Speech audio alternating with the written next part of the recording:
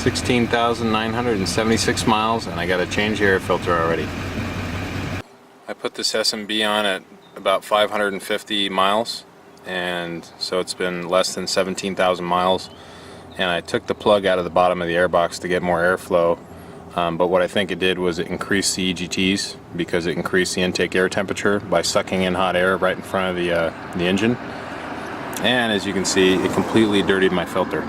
I mean, it is completely brown, and I live in the city, so I don't go off-road very much, and I think this filter should last longer than this. When I replace it with the Donaldson PowerCore G2, I'm going to go ahead and install the plug that came with the S&B airbox. Okay, here's the part number for the Donaldson G2 PowerCore filter by Vaillant. Here's what you get in the box. I also ordered, this is separate, this is a different part number. This is the pre-filter. I think the part number's on here. Here we go.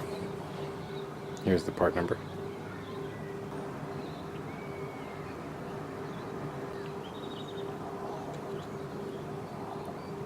This is the plug that goes in the bottom of the airbox.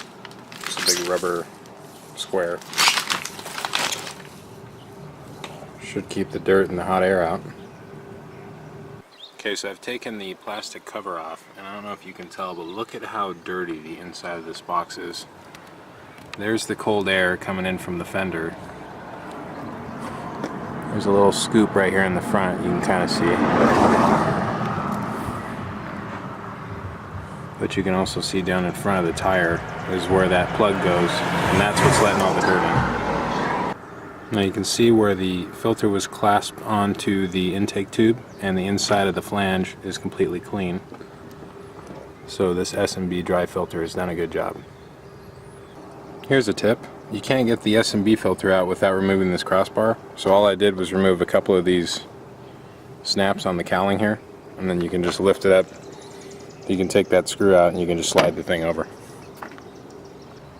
Alright, so there it is with no filter. And there's that big hole in the bottom. Look at all that dirt.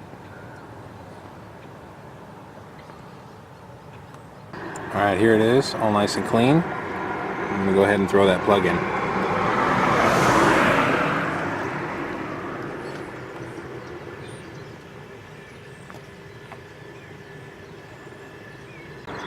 There we go. Plug is in. Nice tight fit. Hopefully that keeps it nice and clean. Well, there's my new Donaldson. Not. I had to put the old one back in because guess what? Recommendation on Duramax forum. Oh, get the 61508. Well, guess what? 61508 is a 6-inch flange. S&B for an LML, at least a 2016 LML, is 5.5-inch ID on the flange there. So I'm gonna have to send this thing back and wait another 2 weeks or something to get my new PowerCore filter. Fortunately, I think that this 51921 pre-filter is the exact same for the other filter, because this has an offset, as you can see, whereas on Vaillant's website, the only 5.5-inch ID 8x8 PowerCore G2 they have is a straight. So instead of being offset, it'll be right in the middle. I don't think that makes a difference for this filter, but I'm going to call them before I order another one so I don't make the same mistake twice.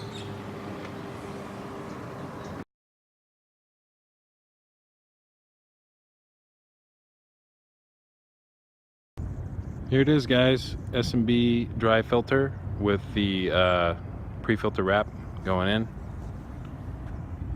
this box. There it is. I'm really hoping this pre-filter keeps this actual filter nice and clean. I also have the plug in at the bottom, so I get some nice cold, clean air without the dirt.